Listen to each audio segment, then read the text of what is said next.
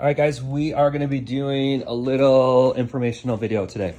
A lot of questions about cold plunging and then building a cold plunge. So thought I'd just do a nice little informational video, ramble on like I do, and let you pick out the nuggets that you need or that are helpful for you in your situation. So talk about benefits. If you know the benefits already and you just want to know about the build, too bad. You're just going to have to suffer through it. So we're going to do both. I'll do that in the plunge. Let's do the build. So standard freezer, you can use used ones, that kind of stuff if you want to. I bought a brand new one, Frigidaire.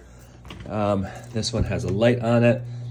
And so with the freezer itself, it's super simple. The thing about the build part is there's several variations of it. And as you do more cold plunging, part of the process is just getting really in tune with the build too, like going overboard. You don't need all the other options. This is one of the most basic, simple options. That's why I figured I'd show you this one. But I do have another build back here I'm working on with pond shield and everything and all my junk on it. But so this one will be out soon and the new one will be in with all the bells and whistles. This is my third one. That'll be my fourth. Each time I build one, I learn something. So let's go through that. All right, so first thing you do, you get a freezer, right? You want to identify what type of inside does it have. Is it plastic? Is it metal? All right. Everybody recommends you do the plastic for obvious reasons, right? You're in water on metal, eventually over time, it may start to corrode. And if you're doing this simple version, that's gonna become an issue. If you do pond shield, there's other stuff that we'll probably talk about. It's not so much as an issue because all of it gets covered up. So let's talk about this simple build. You get the freezer, take it out of the box. All you would need to do to get this up and running is, right there, you see that? That's caulk. It's not right there. My water's tinted blue, so that's not mold. But every seam, you're gonna go around with marine grade caulk and get in there, all right, everywhere. And I just noticed this morning, this will be my second plunge today already, and it's only 9 o'clock, but see here, I missed this one. There was bubbles coming out of here when I was sitting in there before, so water must come out through it, and then me sitting in there, or whatever reason, the air pushing it out, it was bubbling. So you're gonna get every single crack. Caulk is cheap. You can go to Home Depot and get the marine grade caulk. I said caulk a lot. And it is very, very sticky. It works fantastic. One thing I would recommend also is make sure you clean it. Vinegar and water and then alcohol or whatever you do, get rid of all the dust because you're gonna wanna make sure this thing's sealed up. So, because you're gonna be sitting in it. Okay, so now you got it sealed. This is the simple version. That's all you have to do. Let it sit for 24 hours. It's sealed, okay? At this point, you could just put water in it and then get in it, right? So it's just a box with water and ice. So there's a little stuff down there. I was using water from my dehumidifier to dump in there, and there's a little nugget for you. Don't do that because whatever that is gets in there. It's really fine stuff. Anyway, back to the simplicity of it. So that it's a box, it's filled with water. You're gonna wanna put ice in it to start out. So these freezers have a compressor in it, and you don't want it to be kicking on and off, on and off, on and off, right? So, or have the compressor on for so long that it just burns the compressor out, because I may not know this, but it's not really actually made for cold plunging. It's a phenomenal tool, but it's not made for it. So, and then some safeguards you put in place, put the water in, and only put enough water in to where when you get into it, right, you're not gonna fill it to the top. There's a property of displacement that you have to consider. So what I like to do, I don't have it here, but on my old one, I had a black line there. So I just fill it to the line. That means I can get in, dunk my head with very limited water going out. I'm in Wisconsin, so right now this is in my garage, the setup is. In the winter, or in the summer, or as soon as I can actually, spring, this will go outside. It's just harder for me to go out in the snow and then get in here. So I brought it in here in the heated garage. So I make sure I use it every single day, multiple times a day. So at this point, water's in it, ice is in it, you're ready to go, right? Now, what makes the freezer actually function as a cold plunge? One simple thing It's called an Inkbird thermostat, okay? This is my waterproof box.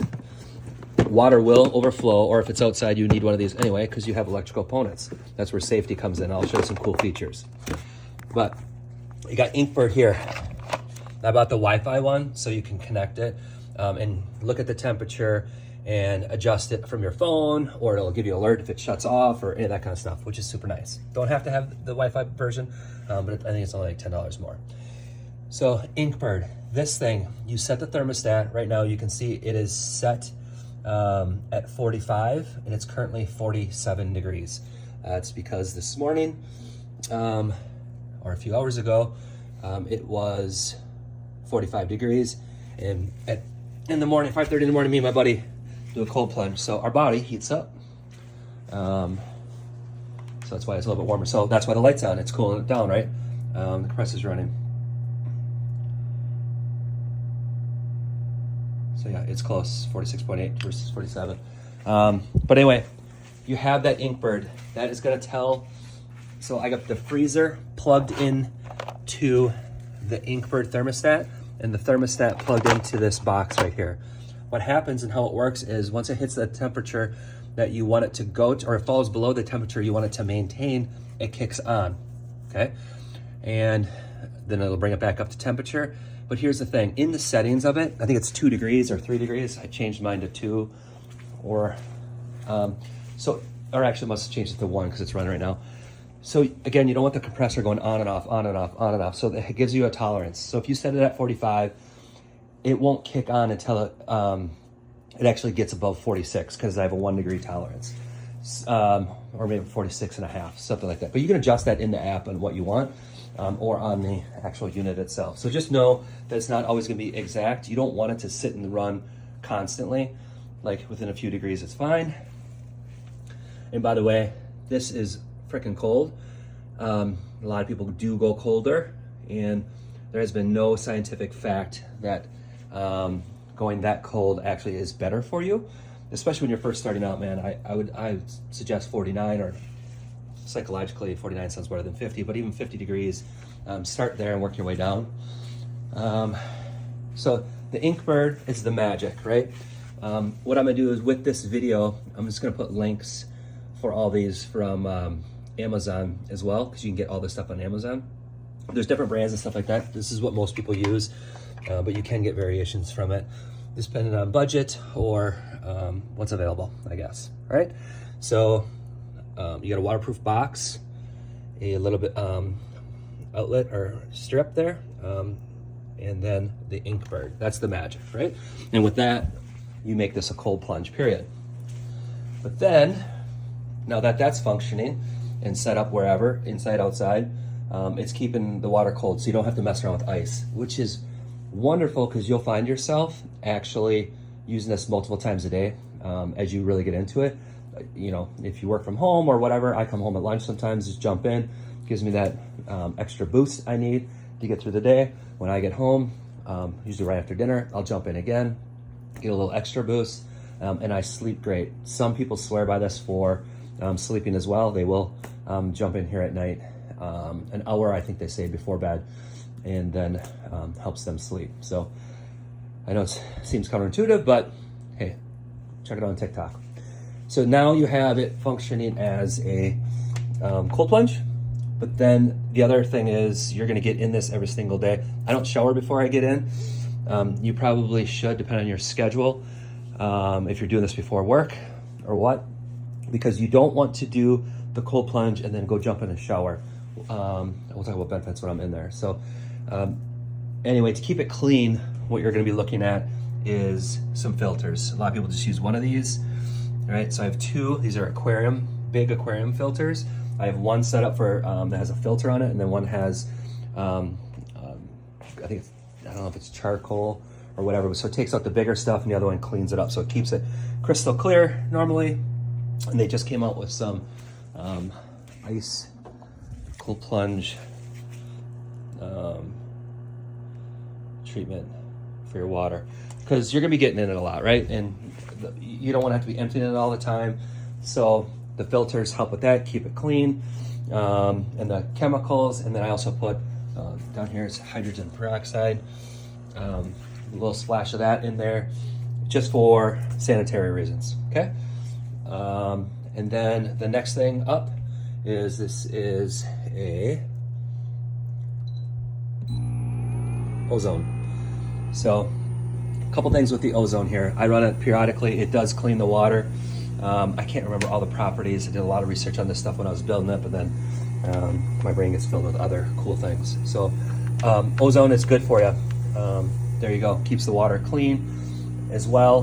And what I actually use it for, it's cleaning, it's helping keep the water sanitized along with the filters, right?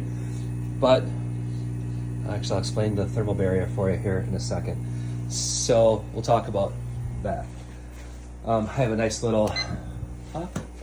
Now you do that. Now you usually go in for 3 minutes. Okay. And I just built this wood out of cedar just for it to sit on. But the magic is this mat. So obviously, again, it's not built for a cold plunge. I left the legs on. It's a question a lot of people have, or the little adjustable things. What do you do with those? I lied. On this one, I took them off. On the last one, I left them on and then just put the mat in there. It depends on how big your mat is or whatever. But the point is, you're going to want to support underneath, right? Because these aren't built to hold this much weight. They're built to hold a lot of weight, frozen beef and all that kind of stuff. But this is more weight than that. So just to be safe, you put this mat on there. I think you can see the holes in it. This is from Home Depot as well. You can go there, grab one of these. This is cut to size that I wanted it.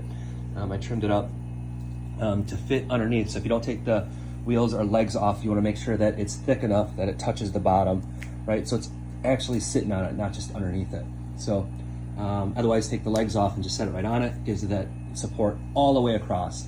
And different freezers are built different ways. So yeah, it's important to have that. So now, and then for me, I have this pad here. You'll see when you get in and out, depending on where you have it, and if containing the water is important to you or not.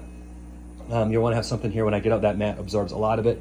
Then I have a dehumidifier that runs all day and gets the moisture out. And then I also have a fan right there that will kick on and just blows there and helps dry it out. Works great for me. The other thing I have is this is a Wi-Fi adapter. It's from Wyze, W-Y-Z-E. So that one you can connect. I have cameras, everything, door locks, all that stuff in my Wyze app, right? But this one I set up, I usually plunge around 5:30 in the morning. So this one will it's on a timer, and it's my tonal. It's on a timer, and what it'll do is it shuts off at 5 o'clock every morning till about 7 o'clock. Give me a little time. Sometimes I grab a coffee first. It's that mental battle that you sit here and battle with if I go in right away. So my best experiences are get up at 5 o'clock. By 5:10, I'm in here, sucking it up and getting in. We'll talk about some of that too while I'm in there. So this app, you can set up to do many things, but you want the power to be off when you are in there. So press that button, what that just did. Shut those off, shut the freezer off, and this obviously isn't in there. There's no electricity inside of the freezer right now, that for safety reasons. I've had it before where I just jumped in, forgot, and then all of a sudden I was in there, my body heated up, and then the freezer kicked on. It's such an eerie feeling when you're in the freezer and there's electricity going through it. Now, I honestly have to tell you, I think these are extremely safe, the way that they're set up, even if you had to, the way it's set up and just shutting the power off, right? You can unplug it from the wall if you want. There's all things you can do depending on your safe or your comfort level. I haven't heard anybody getting hurt or dying from getting electrocuted in a cold plunge, so I think you're good there. That's basically the build. So to recap, real simple. You don't need everything here, but a couple things is seal it up, wait a day, seal it really well, all the cracks, wait a day. It'll be dry, you can fill it with water, add ice to it so it doesn't, the compressor doesn't run forever. Depending on where you want your temp to be, that's up to you. Most likely you throw a bunch of ice in there, it's gonna be below what you normally want, but that's okay, suck it up, buttercup. And then your adapter or whatever, so it depends how much you wanna automate it or whatever, okay? But seal it up, put the water in, have the ice there so you don't burn out the motor, and then you do need the ink bird. That is the one thing that you absolutely have to have to turn this into a cold plunge with no maintenance or very limited maintenance, right? So, and then the filters, ozone, that kind of stuff, it's up to you. How often do you change the water, you ask? Well, that is a great question. Well, it depends on what you do. How many filters do you have? How dirty is it? Are you using the other stuff? How many people are getting there? How many times are you using it per day? You can just look at it and say, does this need to be changed? Only reason I'm changing mine this weekend is because I dumped the water from that in there and shouldn't have. Otherwise, I would say for me, I change it every 2 months. And I don't know that I even have to. It doesn't ever stink, or it's not cloudy or any of that kind of stuff. So, but I know some people have those problems. It can get cloudy or whatever, and it can be for different reasons. Now there's way upgraded type filters, which you'll see if you join the Facebook group that I'll put in the link as well. Cold Plunge DIY or something like that. Great group, a lot of great information in there. But one common thing I'll say in there is that the experienced people go way overboard with everything, which is cool because I'm gonna do the same. Like this one, it doesn't have a shell on it. Like I'm gonna put galvanized steel and cedar, deck this thing out. I'm gonna put a lip on it so when I get in, the water doesn't come out. Like you don't have to do any of that kind of stuff. But at some point you really get into this stuff. For me anyway, it's just fun. So each one's gonna be different. I've got, you can buy these. It's like sticky wallpaper that you can deck it out with, the black and the wood or whatever. And then just cleans it up a little bit, especially if it's sitting outside. You don't need a big white freezer sitting outside. Unless it's your thing, then you do you, boo. But I would use your own creativity, do it. There's a lot of options out there. You can make it simple with that stick-on stuff, build something, whatever. I'm gonna go to the extremes because that's what I like to do. All right, so ozone, we'll talk about that. This is all in. Let's get dirty. Oh, I can't turn my camera around. I'll have to do that separate. Okay, one full instructional video without seeing my face. It's your lucky day.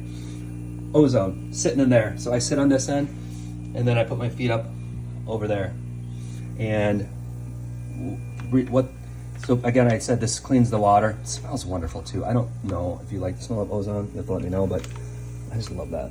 Okay, that is moving the water, right? What's gonna happen is you're gonna get in here, and here's my advice. You need to get in, you need to get below the shoulder, your shoulders need to go over or under, right? And sorry, I was thinking about something else. Squirrel.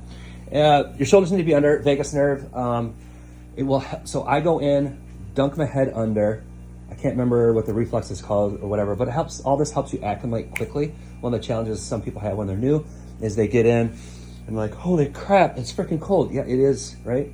But you got to breathe, get through it. Within a few seconds, you're centered, and then within 30 seconds, your body's numb. Now you should be able to sit in there for 3, 4, 5 minutes. There is really no difference.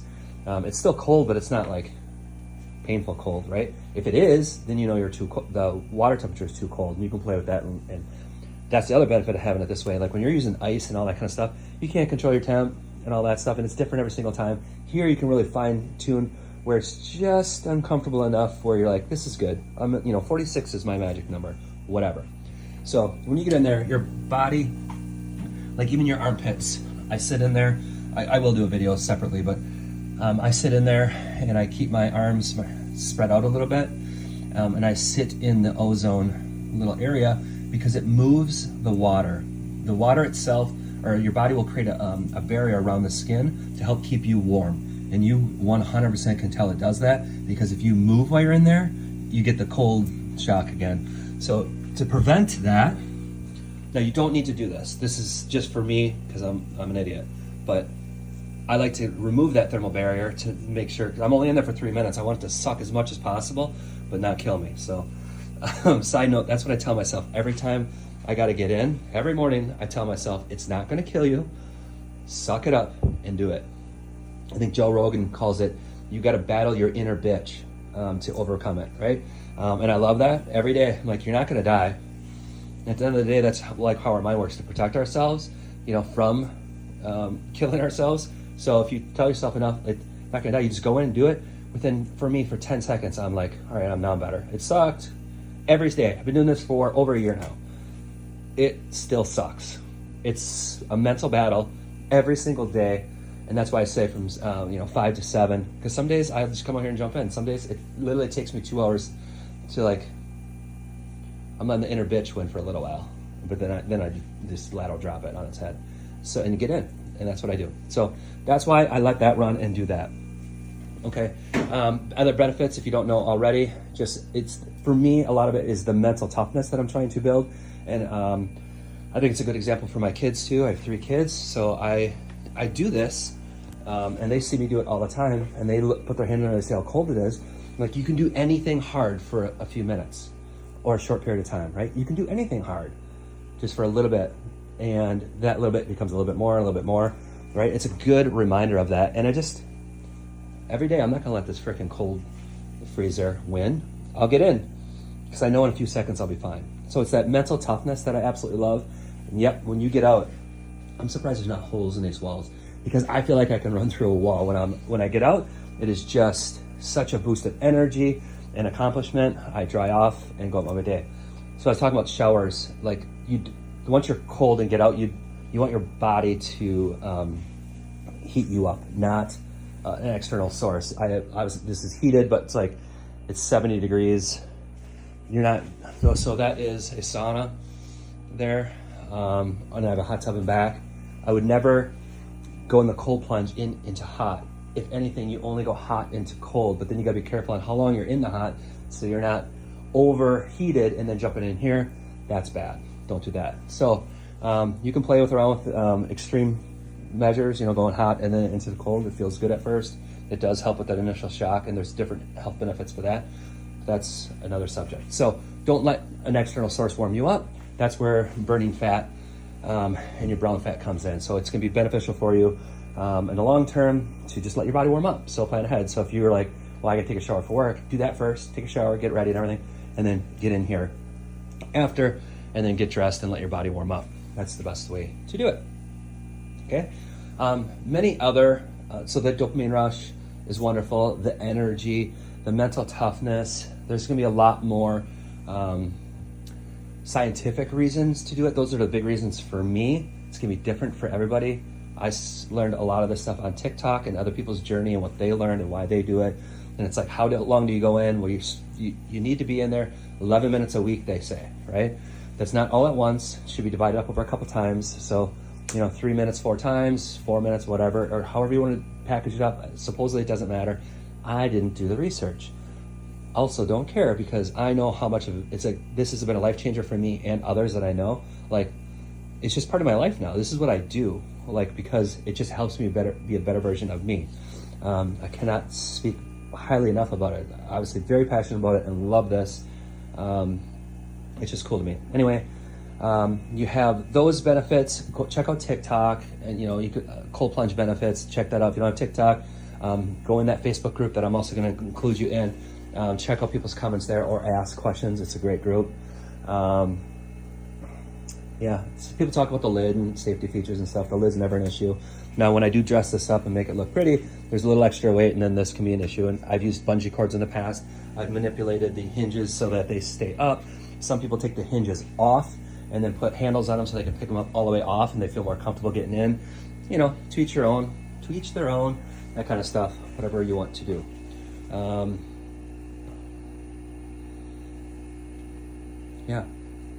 Trying to think of anything else. It gives you the build, the insight. Now, let's see. I think I can turn this around. Hold on.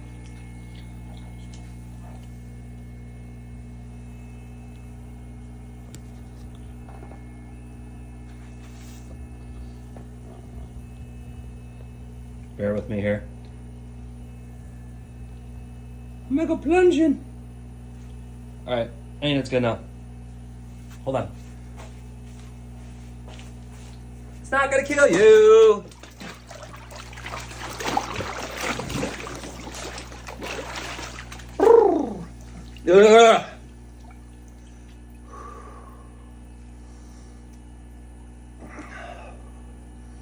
All right, so this is a very simple build. I thought it'd be a good example on the simplest one. I guess my arms aren't all the way spread out because there's not enough room, but you can push them forward like this. So I used the wrong term, so I just push them a little forward a little bit. It allows the air in the armpits, and when I just did that right there, woo, doggy. That was cool. So this is a simple version. Then some people's mindset are like, well, if I'm gonna spend $700, $800 on a freezer, I really don't want it to fail.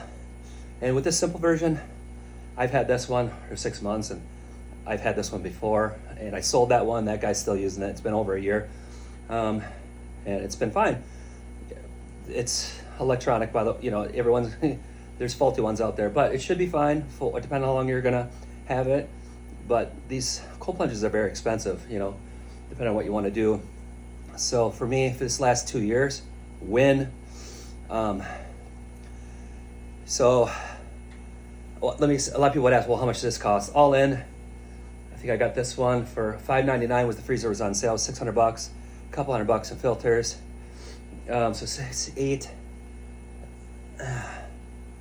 under $1,000 for sure. And you don't need it all. You definitely don't need the ozone if you don't want. Just use chemicals and stuff, and move your body around if you want. I love the smell though. But the other builds, so then you can go a step up. It's a thing called Pond Shield. It's a whole different process, and it takes a lot longer to set up. So what you'll do in that case is, instead of doing the caulk, you'll clean it and do everything the same. But instead of using the caulk, you're going to use JB Weld, right? It's a bunch of little tubes like this. You take them, you manipulate them, and they together, and they turn gray, I think, or something like that. And then you have to put it on every single seam all the way around, and then that hardens to like steel, like it's super hard, and that seals it up. And then what I did, not everybody does this, but after that sealed it, then I went over top of that with marine grade caulk. It just kind of smoothed it out visually. And then, well, before that, I should say, if you're gonna do the JB or the Pond Shield, you have to sand the whole thing with the 60 grit sandpaper. So this is a pain in the butt and messy and all that kind of stuff. And I did that to that one over there. I got 2 coats on that one. I'm gonna go on my 3rd coat. Not like it really needs it, but I do have the Pond Shield, so I'm just gonna use it. So what that does, you sand it down, and then you put the JB Weld in, and then you caulk it, let all that dry, at least a day, I think. And then you're gonna Pond Shield it. Pond Shield is very thick. You mix 2 cans together, and then basically what it's doing is making it all one, right? It's removing all the cracks or whatever. It's sealing the whole thing tight. I like the blue color, honestly.